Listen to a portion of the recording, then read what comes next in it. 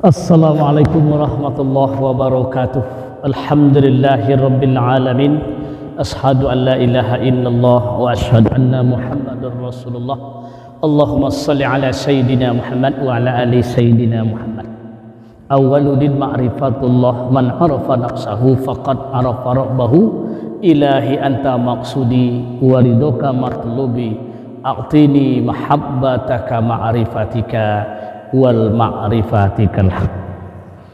Baik, pada pertemuan kali ini akan kita beri tema tausiah kita, macam-macam nafsu manusia dan tingkatannya. Nafsu manusia itu terdiri daripada 7 buah tingkat dan macam. Maka setelah kami uraikan nanti tingkatan nafsu yang ada dalam diri kita ini, taulah kita nomor berapa baru nafsu kita sampai hari ini. Yang pertama, nafsu bernama nafsu ammarah. Apa nafsu ammarah ini? Nafsu yang paling jahat, tingkatan yang paling bawah. Ciri-ciri orang yang memiliki nafsu ammarah ini, sedikit pun tidak menyesal atas perbuatan jahatnya, malahan dia berbahagia dan bergembira. Inilah ciri-ciri orang-orang yang memiliki nafsu ammarah. Dia buat maksiat, dia buat pelanggaran, dia bunuh orang, dia bahagia, puas hatinya. Berarti derajat ini sama dengan derajat binatang, tidak memiliki kasih sayang. Yang kedua bernama nafsu lawamah.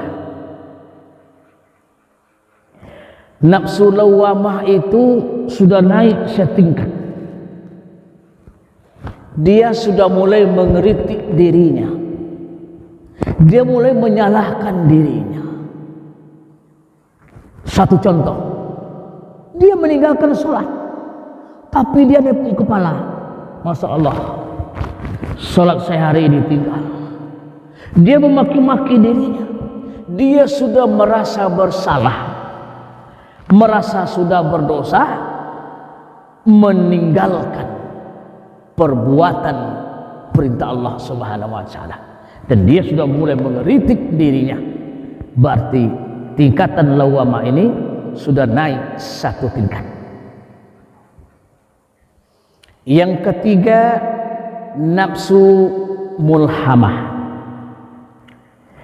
Yang dikatakan nafsu mulhamah ini sudah mulai kesucian atas dirinya, was-was lintasan setan sudah bisa diatasi. Ini orangnya.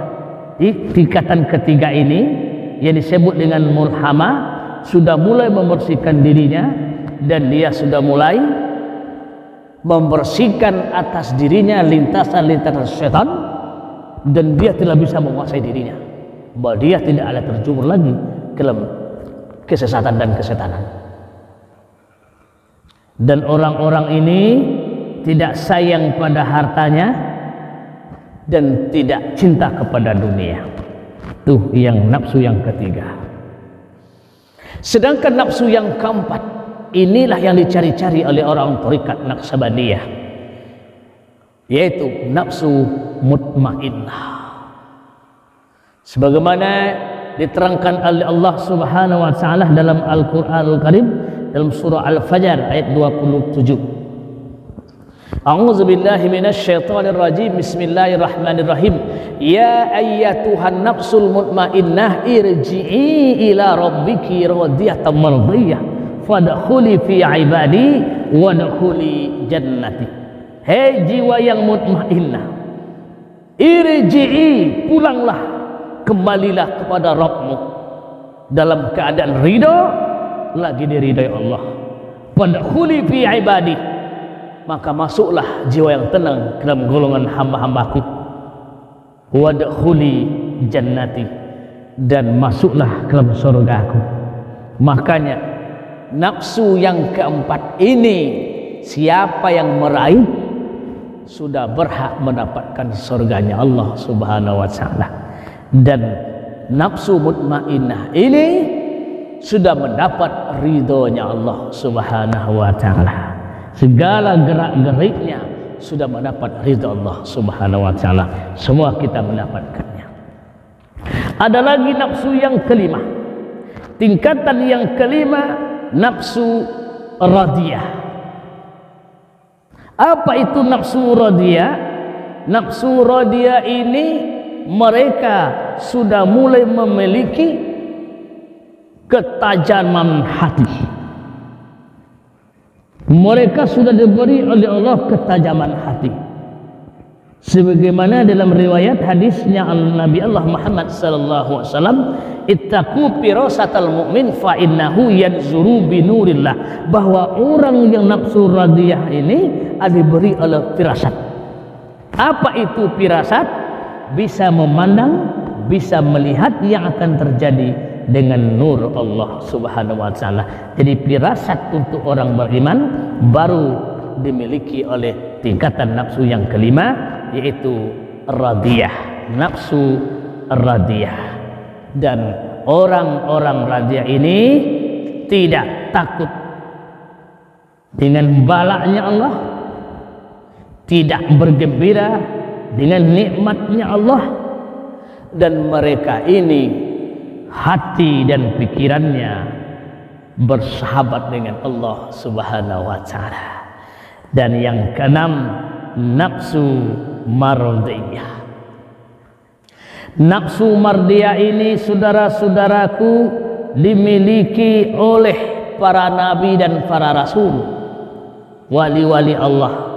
Mereka telah mencapai puncak ketenangan zahir dan batin.